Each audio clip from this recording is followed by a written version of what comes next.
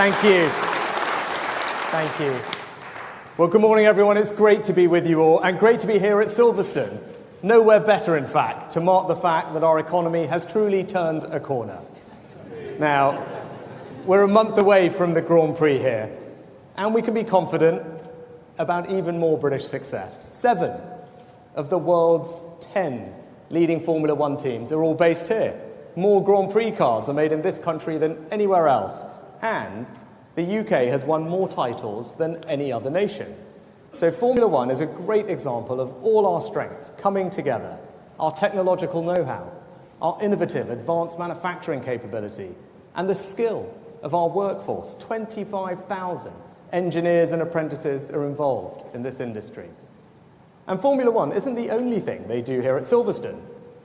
As nice as it would be for Brad Pitt to turn up at our Manifesto launch, he's currently filming just outside with a brilliant British crew.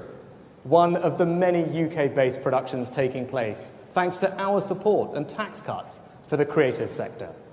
So, from the Northern Studios in Hartlepool, to Pinewood, to the coming Crown Studios in Sunderland, Britain is truly now the creative capital of Europe. So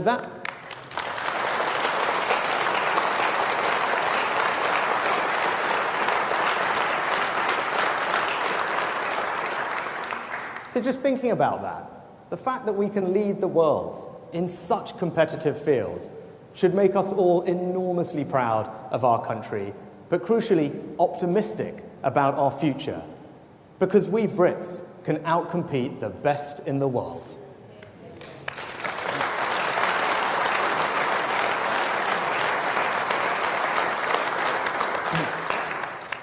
And what we Conservatives want is more British success stories, and that's what our manifesto will deliver. Now, the last few years have been some of the toughest our country has faced in decades.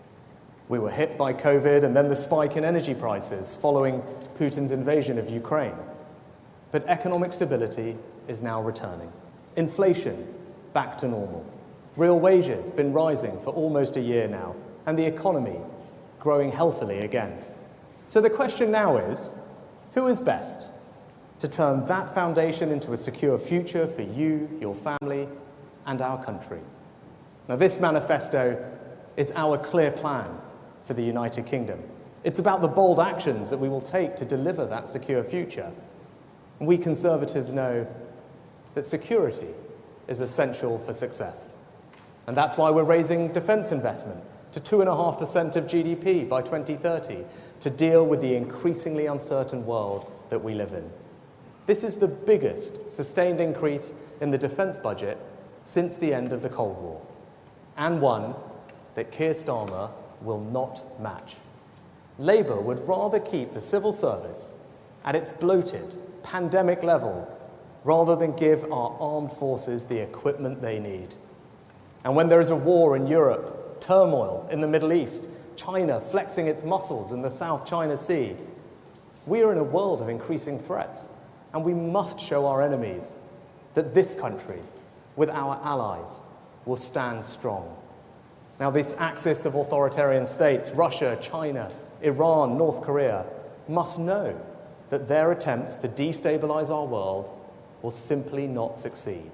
Now is the time for bold action, not an uncertain Keir Starmer as our Prime Minister.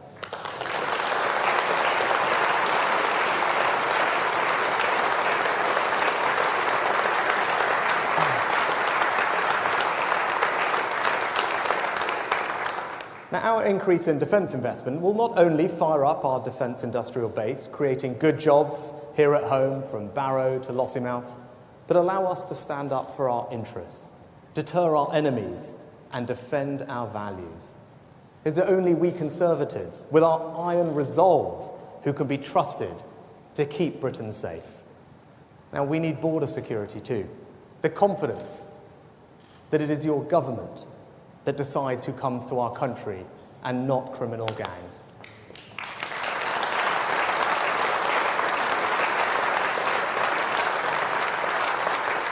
And that is why if you vote Conservative on July the 4th, the flights removing illegal migrants will depart in July, establishing the deterrent that will stop the boats.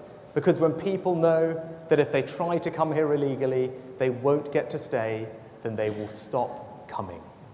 And if we are forced to choose between our security and the jurisdiction of a foreign court, including the ECHR, we will always choose our nation's security.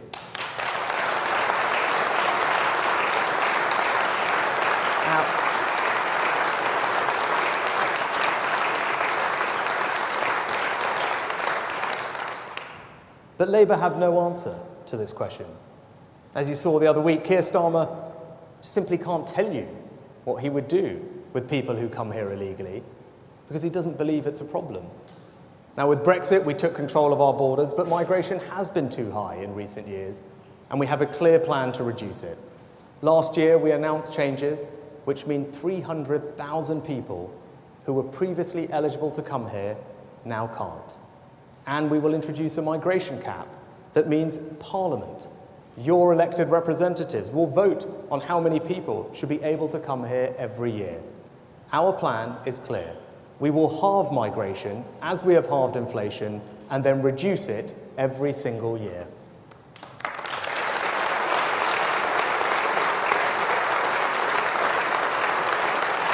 Now, we don't just need military and border security. As Putin's invasion of Ukraine has shown, we need energy security too.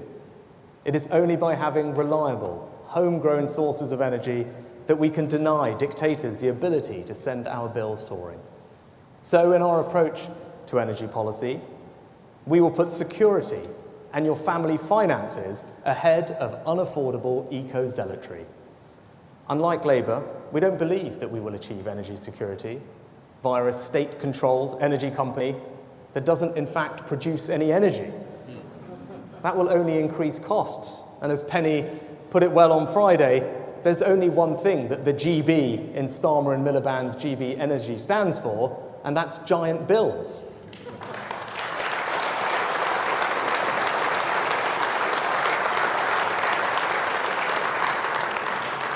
Now, our clear plan is to achieve energy security through new gas-powered stations, trebling our offshore wind capacity, and by having new fleets of small modular reactors.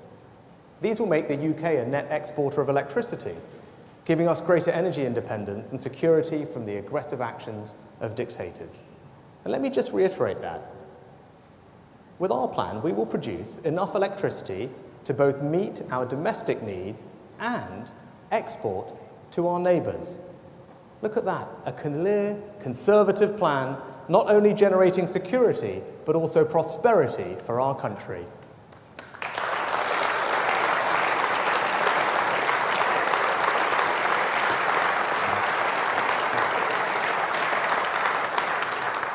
And we Conservatives also have a plan to give you financial security.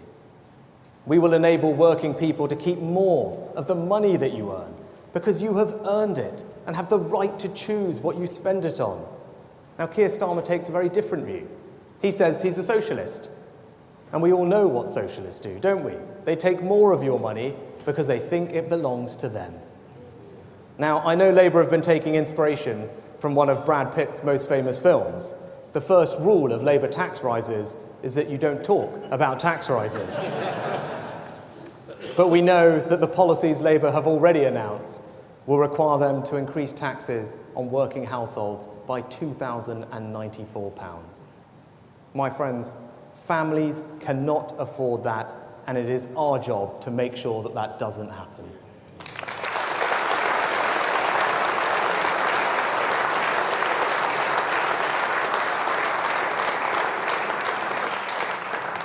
Now, I had to take difficult decisions because of COVID, but now we are cutting taxes for workers, for parents and pensioners. And we are the party of Margaret Thatcher and Nigel Lawson, a party, unlike Labour, that believes in sound money. So today's plans, and you would expect nothing less from Jeremy and me, are fully funded. We will pay for permanent reductions in taxation by controlling the unsustainable rise in working-age welfare that has taken off since the pandemic. In this party, we believe that it is morally right that those who can work do work, and that hard work is rewarded with people being able to keep more of their own money. So we will ensure that we have lower welfare so that we can deliver lower taxes.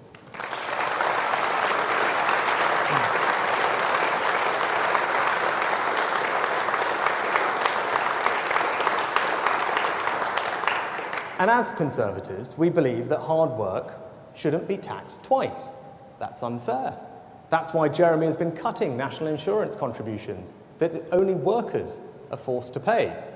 Our national insurance tax cuts are already worth £900 to the average worker. And we will keep cutting taxes in the coming years, meaning that by 2027, we will have halved national insurance to 6%. That is a tax cut, my friends, worth £1,300 to the average worker.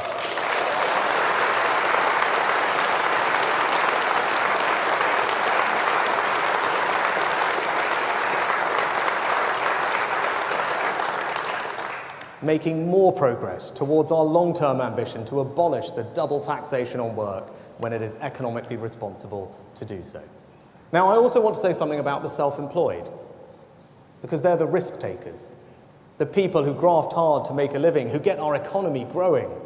They embody the most conservative of values, the desire to build something, to create wealth and opportunity. But setting up on your own means you don't have the same security that those on payroll do. So it must be worth taking that risk. We need to make it worth taking that risk. And that means that their taxes must be cut. So, in the next Parliament, we will scrap entirely the main rate of self-employed national insurance.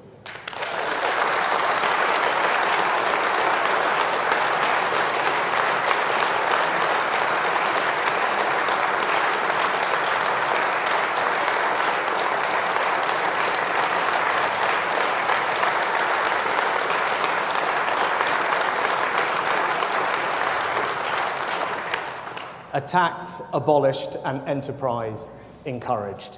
We want to encourage more people to become entrepreneurs, to set up their own businesses, to try and make something of it. So we will abolish that tax for millions of our hardest workers and create a new culture of enterprise in our country. We Conservatives want a Britain where setting up a business is as natural as taking a job. So we will do more for the self-employed so that they can do more for Britain.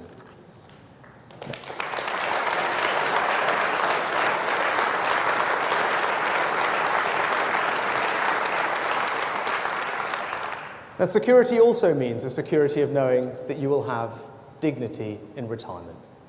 So we will also cut tax for pensioners with the new Triple Lock Plus, ensuring that the state pension is never dragged into income tax. Labour, by contrast, would introduce a retirement tax, meaning that for those who rely entirely on the new state pension, they would be caught by income tax for the first time in our country's history.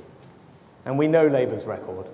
From the 75p state pension increase to Gordon Brown's £118 billion tax raid on private pensions, it is clear your pension simply isn't safe with the Labour Party.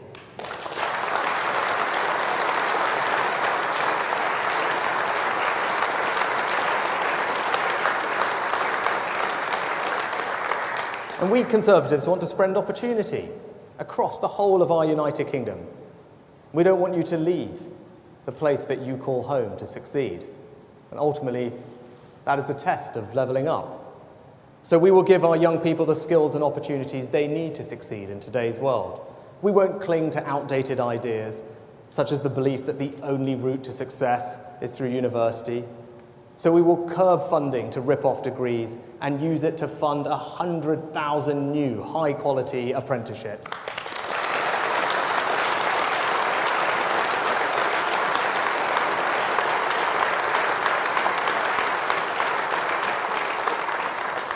We will build on the success of our education reforms by introducing the Advanced British Standard, which will enable our young people to receive a broader education and break down the split between technical and academic education that has so held our country back. We'll invest in a new form of national service, to give our young people the chance to enjoy new experiences, learn new skills, and feel a sense of community, belonging, and national purpose. National service will help us build a more unified, more cohesive society so that we can be secure in the knowledge that we are all on the same side. And we Conservatives also want to create a society in which everyone has a chance to own. In the last 5 years, we've delivered 1 million new homes. In the next Parliament, we will go even further, delivering 1.6 million new homes by speeding up planning on brownfield land in our inner cities and by scrapping defective EU laws.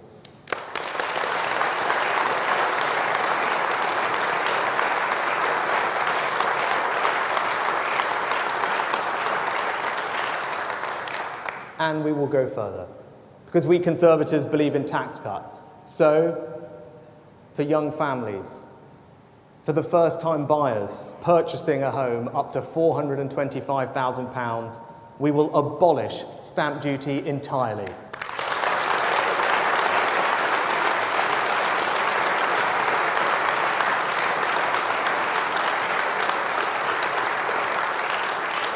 And that's not all we'll do. We'll also introduce a new form of Help to Buy, a new Help to Buy scheme to get a new generation onto the property ladder, all part of our plan to build an ownership society where more and more people have the security and pride that comes from owning your own home. From Macmillan to Thatcher to today, it is we Conservatives who are the party of the property-owning democracy in this country.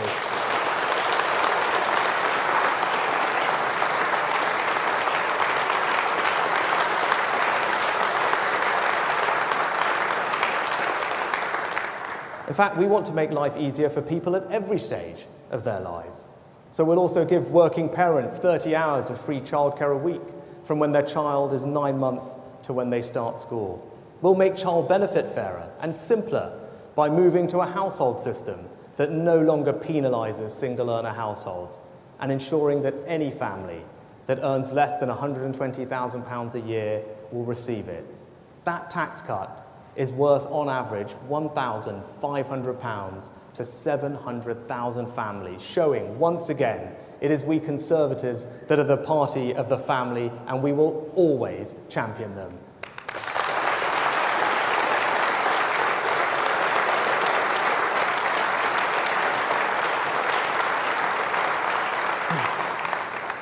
And we want all families to have the peace of mind of knowing that the NHS will be there for you if you fall sick. So we will increase NHS funding in real terms every year and train and recruit more doctors and nurses every year. We will make the NHS work better through investing in new technology and reforming how it works. You should know that if your kids have an earache or a sore throat or a chest infection, you can get quick and rapid treatment without having to take time off work, and so we will expand our fantastic Pharmacy First programme. But parents should also feel that it's safe for their children to walk home at night. So we will recruit 8,000 new police officers, one for every neighbourhood, and cut antisocial behaviour through intensive hotspot policing. And we will protect women and girls by guaranteeing single-sex spaces through an amendment to the Equality Act to make it clear that sex means biological sex.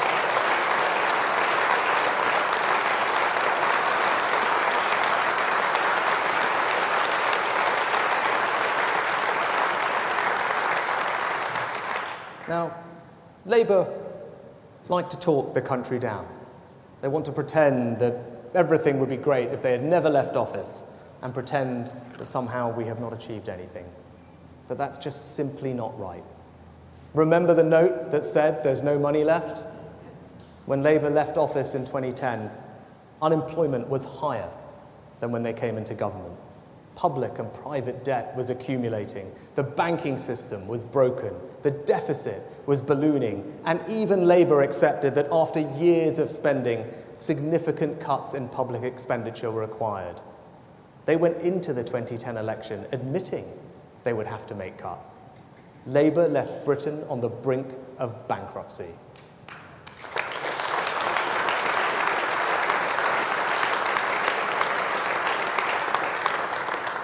worse. The money that Labour had put into public service had not been accompanied by sufficient reform.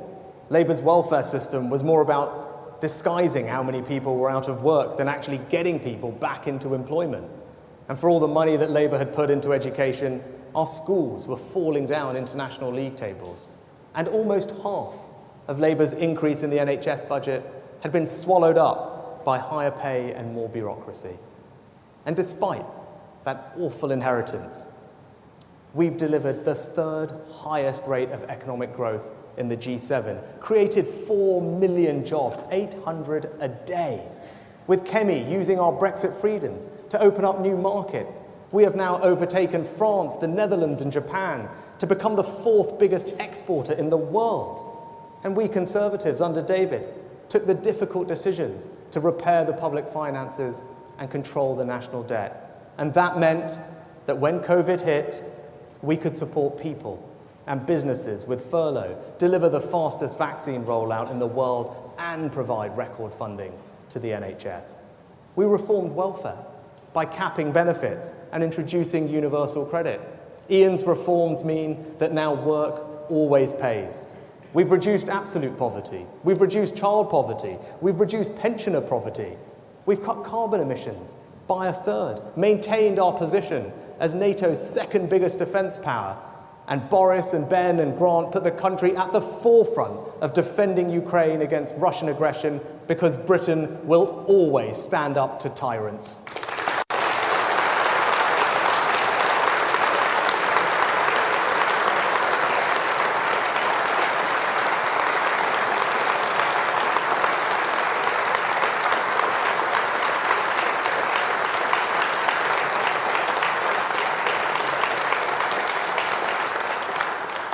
We've halved violent and neighbourhood crime, thanks to the work of Home Secretaries from Theresa to Priti to James, and improved standards in our schools. Thanks to Michael's reforms and a generation of inspiring teachers, English school children are not just the best readers in the United Kingdom, they're the best in the Western world.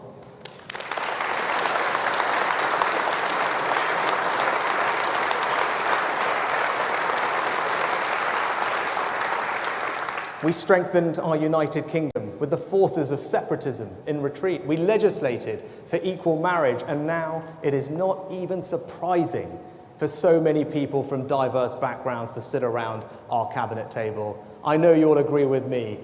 We may not have got everything perfectly right, but that is a record I am mighty proud of.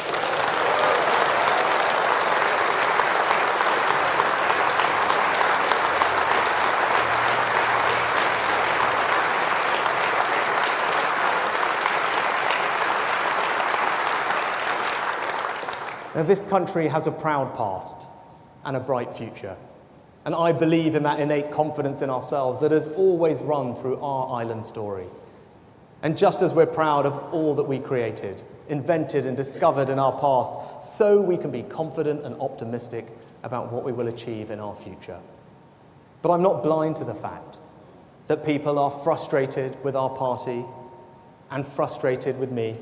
Things have not always been easy, and we have not got everything right. But we are the only party in this election with the big ideas to make our country a better place to live.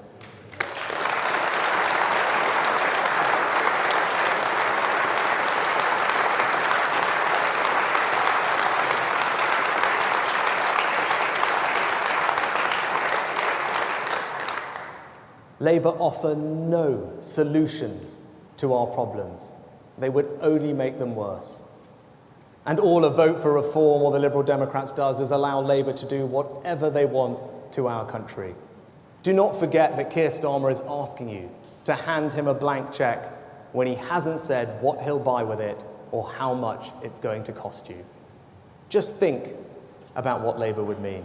Higher taxes for every working household. Can you afford £2,000 more in taxes? French-style labour laws that will lead to higher unemployment and more strikes, a ballooning welfare bill, higher immigration, and more net zero costs. Their policies will mean, as they let slip this weekend, bigger class sizes because of their desire to slap VAT on school fees. Labour would cave into the demands of the public sector unions, putting up your taxes to meet the unions' extortionate demands. And Keir Starmer will also use that blank cheque to change the rules of the game to his benefit, giving 16-year-olds the vote, not because he believes they are adults. He doesn't want them to serve on a jury or do any of the other things that adults do, but because he thinks they'll vote for him and that will make it harder to remove him from power. If Labour win this time, they'll change the rules so that they are in power for a very long time. So if you don't know what Labour will do, don't vote for it. If you're concerned about what Starmer isn't telling you, don't vote for him. And if you're worried about what Labour's £2,094 of tax rises would mean for your family's financial security, don't vote for them.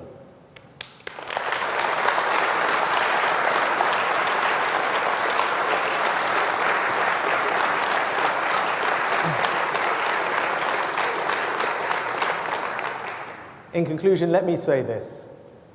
We Conservatives will always stand for our values, for aspiration, for freedom, for opportunity, for security. Your Conservative MP will deliver lower taxes, lower immigration, protected pensions, and a sensible approach to net zero.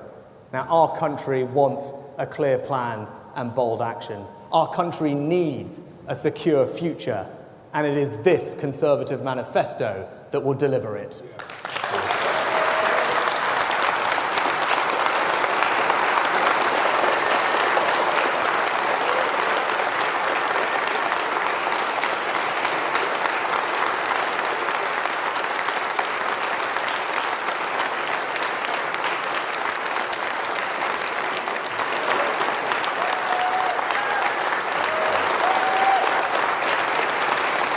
Thank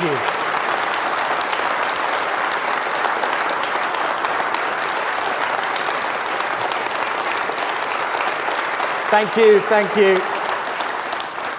Right, we've got lots of questions from the media to come, so the fun hasn't stopped. Here we go. Let's start with GB News. Prime Minister Christopher Hope from GB News. You stand in front of a slogan saying clear plan, bold action, secure future. Well, why not be bold and commit to pulling out of the ECHR if it keeps stopping the small boats? Thanks, Chris. I've been clear throughout that I believe that our plan is compliant with all our international obligations. But I've also been clear, and the manifesto is crystal clear, that if we are forced to choose between the jurisdiction of a foreign court, including the ECHR, and our country's national security, then I'm going to choose our country's national security every single time.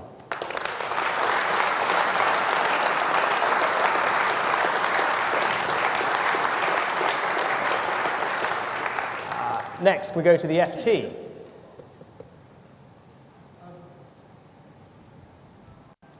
Prime Minister, George Parker from the Financial Times. You represent a northern seat, Richmond. You've seen the opinion polls. You've seen Keir Starmer campaigning in the north of England. Do you reflect on the last 5 years and consider you may have let down the areas you promised to level up, and whether indeed there's a reckoning coming?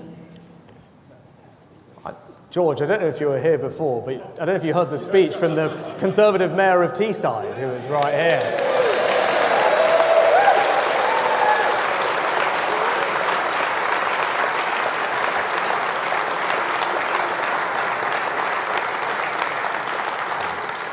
And I'll take a second to pay tribute to Ben and all our fantastic MPs in the Tees Valley for what they've delivered for the region. I mean, Ben gave you a flavour of it before, because we've been working together since I became an MP.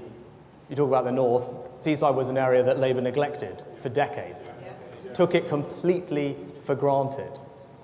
And it was Ben and our MPs and councillors that transformed the region. And I was fortunate to be able to work with them to help do that. But if you go around Teesside now, every high street and town centre, Eaglescliffe, Yarm, Stockton, Darlington, Hartlepool, is getting investment from our various levelling up funds. The new Brexit-enabled Freeport is creating unbelievable high-quality jobs in the industries of the future.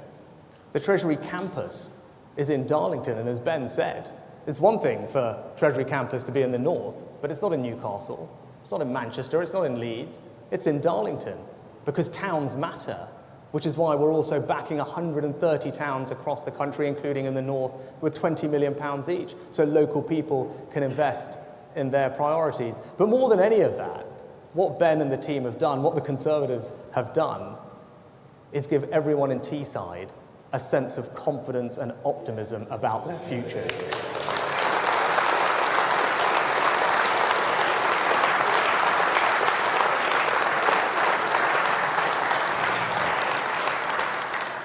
Next, we go to the BBC.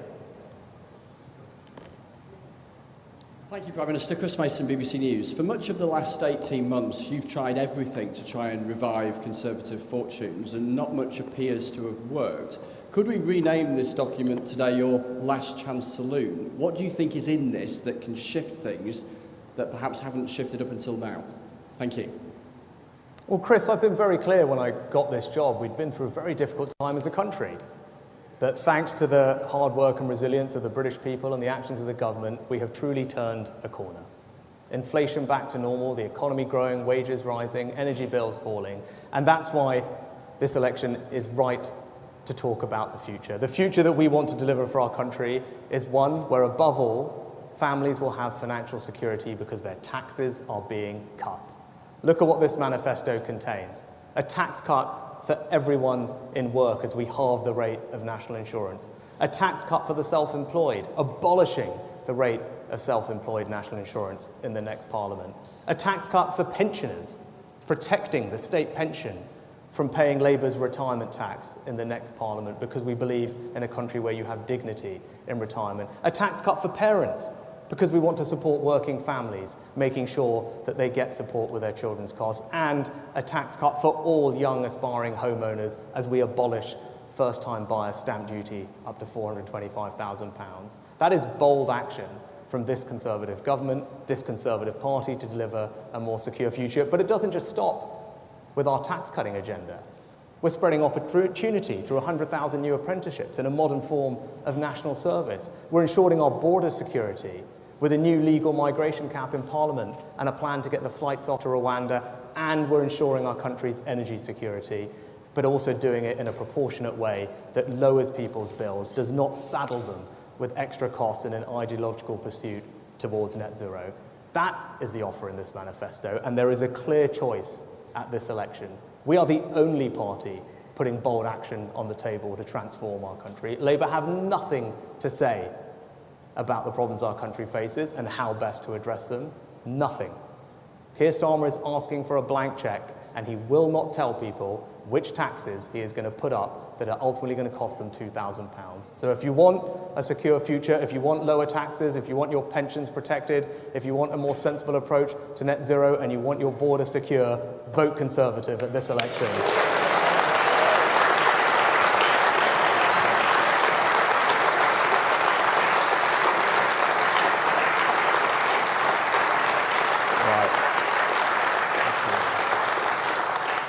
Next, Times Radio. Kay McCann, Times Radio. Prime Minister, Times Radio listeners often tell us that they're fed up that nothing works. They care a lot about the services they use every day. But there is nothing in this manifesto about the billions of pounds of cuts to local councils, to justice, to prisons that are coming down the track in the years ahead. What is your plan to prevent those billions of pounds of cuts? Thank you. Well, under our plans, Kate, investment in day-to-day public services will continue to rise in the new Parliament. It will continue to rise ahead of inflation. But I also think it is reasonable to look for efficiencies in the public sector. And what we've seen is that public sector productivity since the pandemic has declined. It's declined quite significantly. Now, as the Chancellor set out a little while ago, if we just recover those levels of efficiency that we had a few years ago, so nothing heroic, nothing that we haven't done before, that will free up £20 billion. Right? £20 billion that could be reinvested in public services on everyone's behalf without raising a penny of their taxes. So I think that's the right priority. right? Recover where we used to be before the pandemic, focus on efficiency and productivity, and you can see that in the NHS productivity plan that we have fully funded. And if we do that, that unlocks billions of pounds that we can reinvest back into the front line to deliver better high-quality services for people. Because, of course, I want to see high-quality services, but as a Conservative, I also don't want people's taxes to have to go up when we can get efficiencies to fund them.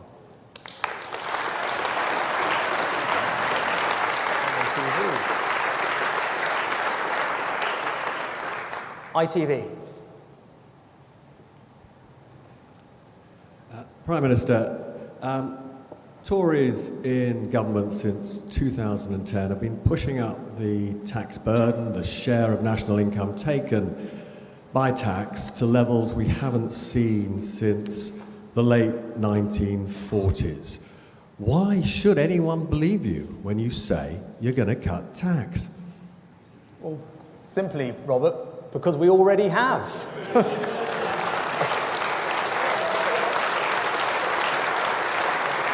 Look, but I'm upfront with people. I did have to take difficult decisions after COVID. That was the right thing to do.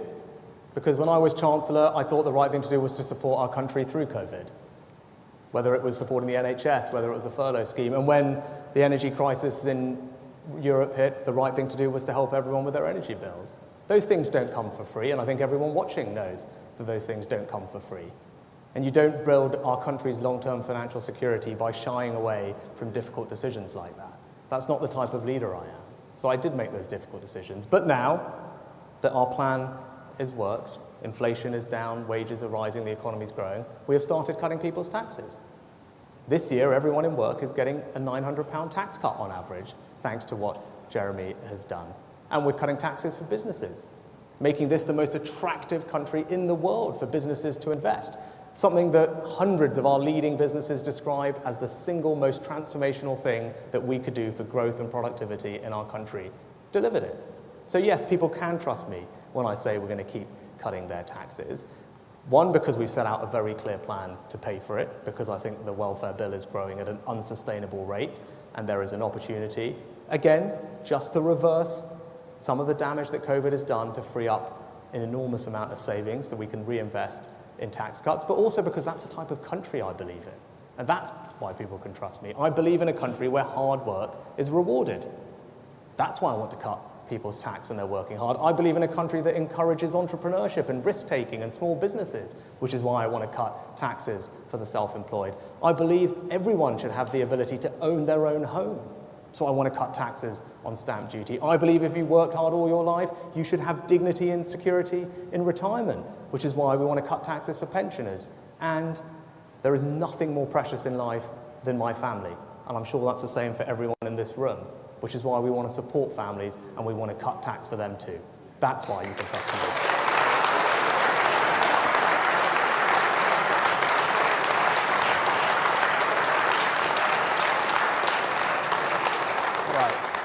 Can I go to the Daily Mail? Thanks, PM. Jason Gross from the Daily Mail. You're targeting the self-employed here. Do you think White Van Man can swing this election for you? And on the wider picture, there's a lot to say in here about tax, but unless I've missed it, nothing about the overall burden. Can you today guarantee us that if you get in, overall taxes will be lower by the time you've finished? Yeah. Jason, because of the measures that are announced in the manifesto, and you can see the document afterwards, the tax burden will be about 1 percentage point lower in every single year compared to the forecast that you saw at the spring budget a couple of months ago that Jeremy outlined. And you talked about a particular group. I do think there is something that is special about those who are self-employed. Now, I come from a small business family myself, but those people who are setting out on their own, taking that risk, do something that's incredibly brave, right? And our economy is built on people like that. They don't have the security of knowing that the paycheck's coming at the end of every month. They're out there working incredibly hard to provide a better life for them and their families, hoping that they can start like that and grow something bigger. And I think that is enormously brave. And they deserve all our admiration, but they also deserve our support. And that's why we want to take the bold action to abolish the main rate of self-employment national insurance in the next Parliament, demonstrating not just that we want people to have financial security, but demonstrating our values and the type of economy and society that we want to build.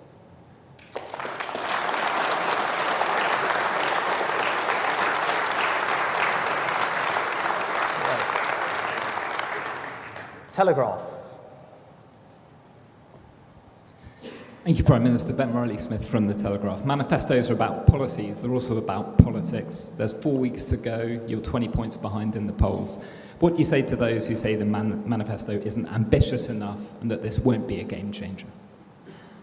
Well, Ben, just to repeat what I said before, right, the tax cuts that I went through, tax cut for everyone in work that will be worth £1,300 in the next Parliament as we halve national insurance. Tax cut for the self-employed where we abolish the rate of self-employment. A tax cut for everyone who's wanting to start buying their own home as we abolish the stamp duty for first-time buyers up to 425k. A tax cut for families to support them as they bear their young children, and a tax cut for the millions of pensioners in our society. So yes, I do believe that is bold, and that comes on top of the action we've taken to secure our borders, to get flights off to Rwanda, a new migration cap, and a more proportionate approach to net zero. But the choice at this election is clear, because all elections are ultimately a choice. Either Keir Starmer or I are going to be Prime Minister on July the 5th. If I'm Prime Minister, you will have this bold action. All you've got from the Labour Party is a blank sheet of paper. Not a single big idea that has been put on the table in this election campaign so far. Right, when the first announcement we made, a new form of national service, which has completely energized conversations everywhere across the country. And yes, not everyone will necessarily agree with it, but no one can deny that it is not bold action that can transform our country, and I think transform our country for the better. Nothing comparable to that from the Labour Party. So as people think about the choice, yes, of course, there are challenges we face as a country, but they should ask themselves, who has the solutions to those? Who is going to do things that are going to actually deliver the change that you want to see? The only thing that is certain about Keir Starmer and the Labour Party is that they're going to put up everyone's taxes, and they're going to put them up by £2,000, and I'm going to fight very hard till the last day of this election campaign so that that doesn't happen.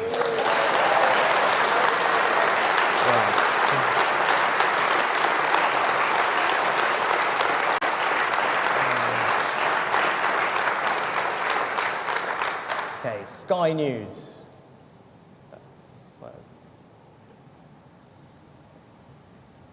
Thank you, Prime Minister. Central sell to voters from you is, I will cut your taxes. But a recent poll shows that only 1 in 6 voters believe you won't raise their taxes or raise major taxes, compared with 1 in 4 for Labour. Labour's more trusted on tax than you at the moment. That's your record as Chancellor and now Prime Minister. I'm sure it's a disappointment to you. Haven't you blown it now, whatever you say? Thank you. Well, Beth, I'm actually very proud of my record as Chancellor.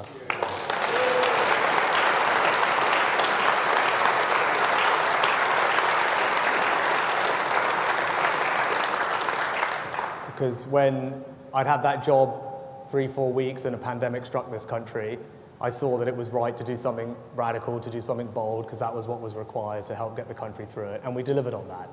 Those are my values, those are the values of our party, and we will always be there to protect this country through difficult times. But we're also a responsible party. We're also a party that's not afraid to take decisions that are in the country's long-term interests, even if they're difficult. You saw that with me when I said, yep, we did all these things, but we do need to also pay these things back and secure our children's financial futures. And you saw that with me a couple of summers ago, where I made the same argument again, that it wasn't right then to start cutting taxes until we had tamed inflation, and now that we have, I've delivered on that. So I'm not afraid to do things that are difficult. The only poll that matters is the poll on July 4th, and I'm very confident as we approach that date, the choice will become increasingly clear for people. There is only one party that will continue to cut your taxes after July 4th, and it's the Conservative Party, and there's one party that's going to put them up, and it's the Labour Party, and that choice will be crystal clear.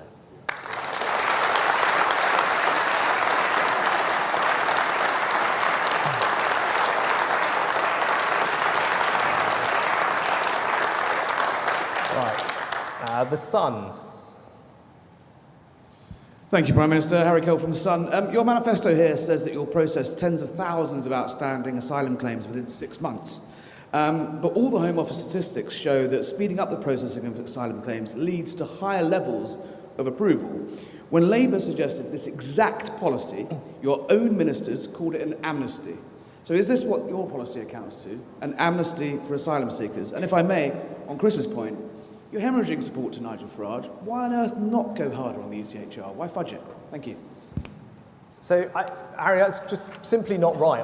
Last year, thanks to the improvements we've made, we processed more claims than at any point in the last 2 decades, right? And that has actually helped us release over 100, maybe 150 hotels now back to local communities for normal use. And actually the grant rate, you talk about the grant rate was down last year.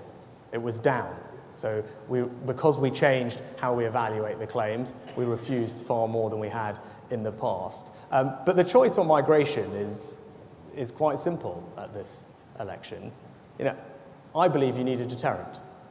Right? We've done lots of things that have helped us get the numbers down by a third last year, and those are all good and sensible. But in order to fully solve this problem, it just needs to be clear that if someone comes to our country illegally, they can't stay.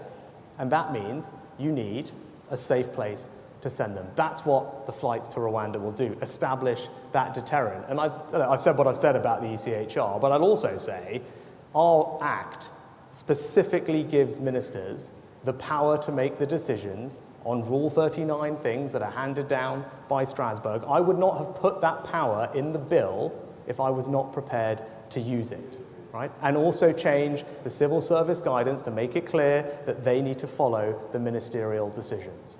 But I'd also point out that, as we've seen in the last month or so, multiple other European countries all agree that having a deterrent like that, safe third countries to return people, is a crucial part of solving this problem.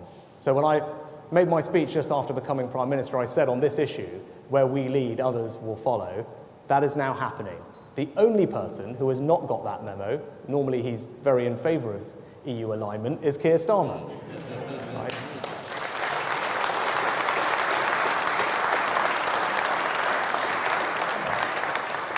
Right, could go to the Express. Thanks, Prime Minister. Steph Spiro from the Daily Express. The manifesto promises a regular rhythm of flights to Rwanda every month as part of a relentless process to remove illegal migrants. Can you put a figure on the number of flights you expect to take off every month, or a number of people, please? No, Steph, we're deliberately not, because we don't want to compromise operational security, but I've been very clear that it's not just about one flight.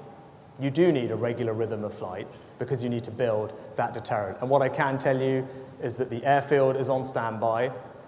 Illegal migrants have already been detained. Escorts have been trained. The flights have been booked. The caseworkers are already working through it. So all the plans are in place so that if I'm re-elected as Prime Minister, if we're in government, those flights will go to Rwanda and we can build that deterrent. And that's a choice for everyone at this election. If you want the boat stopped, there is no way to do that without having a deterrent. Ours is the only plan on the table. And as I asked Keir Starmer repeatedly the other night, what would you do with the migrants that come here illegally? There simply wasn't an answer. Right? Just saying smash the gangs is not a plan. A slogan is not a plan. Right? You need to have something to do with illegal migrants. We've got a plan. He doesn't, and that means the situation will just get worse.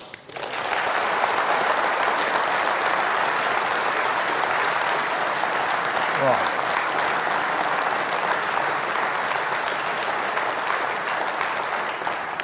And I think lastly we have, is it a local democracy reporter? Hi, sorry, Nadia? I think I've sat on the wrong side. Yeah. Yeah, my name is Nadia Lincoln. I'm the local democracy reporter for Northamptonshire. In the county, we've had a massive problem with SEND children, not getting enough provision and not getting the proper education, which has also been reflected nationally. In the most recent report, it found that there were systemic and widespread problems Why have these families been let down for so long, and what would a Conservative government do to help them? Yeah. Thanks, Nadia. And we want to make sure that children everywhere, and regardless of their backgrounds, get all the support and the opportunities they need to live fulfilling and thriving lives. When it comes to SEND in particular, we've raised the funding by about 60% overall over this Parliament. I don't have the figures off the top of my head for Northamptonshire, but what we talked about in the manifesto is to open many more SEND-free schools, which is in the manifesto and funded, because we know that provision needs to increase, and the manifesto makes specific provision for that, because as I said, this is about making sure children, no matter where they grow up in our society, have all the opportunities to be supported and to thrive, and that will always happen under a Conservative government. Good, thank you very, very much.